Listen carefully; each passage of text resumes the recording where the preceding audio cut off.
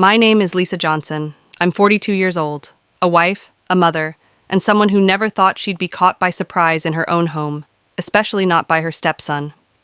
But life has a strange way of surprising us. What he did that day is something I'll never forget. I married Mark Johnson 8 years ago. Back then, he was a single dad raising a 9-year-old boy named Tyler. I won't lie, becoming part of a new family wasn't easy. Tyler was nice but kept his distance.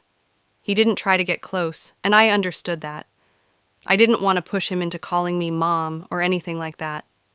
I just wanted to be a steady presence in his life. Slowly, things began to feel more normal. Our home settled into a calm routine, breakfasts in the morning, school drop-offs, and holidays that started to feel like traditions.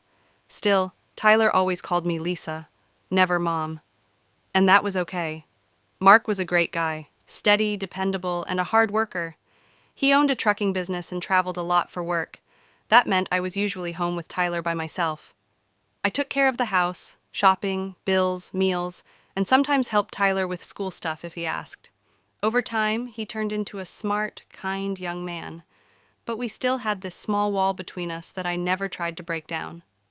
Then came the summer before Tyler's senior year of high school.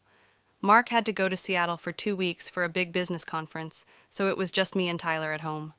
I figured we'd keep things simple, order pizza, watch some movies, and maybe I'd catch up on some yard work.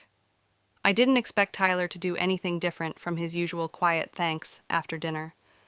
But something changed that week. It started with little things. One evening, I was bringing a heavy laundry basket downstairs when he stepped in and took it from me without saying anything. Another day, I woke up from a nap and saw all the dishes had already been done. One morning, he even made coffee and brought it out to the porch where I like to read. He didn't say much, just smiled and sat down with his cup. I was pleasantly surprised but didn't mention it. Teenagers have ups and downs. Maybe he was just in a good mood. But the biggest surprise came later that week. It was a Friday night. I had spent the whole day cleaning the living room and organizing boxes from the garage that had been there for years. By the time I dropped onto the couch, I was totally worn out. My hair was a mess, my clothes were dirty, and my feet were aching. I was about to order takeout when Tyler came in with a small bag.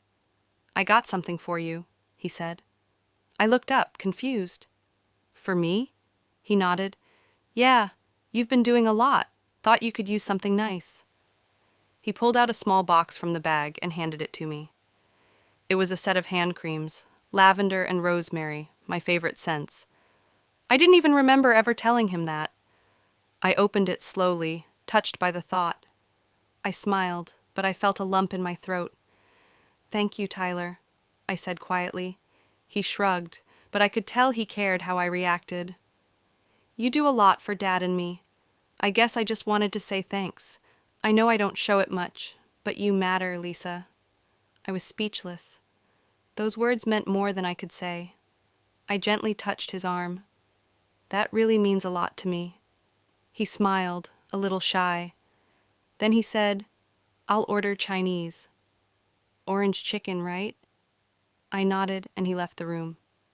I sat there holding that little box like it was something priceless. I never expected that kind of thanks from Tyler, not because he was rude, he never was, but because he always kept his feelings to himself. That night we ate together, laughed while watching a comedy special, and talked for hours. It was the most relaxed I'd ever felt around him. We weren't just people living in the same house anymore. We felt like real family.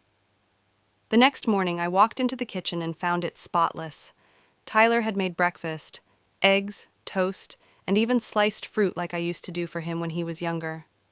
He left a note beside my plate. "Hope you like it. Thanks for always being there."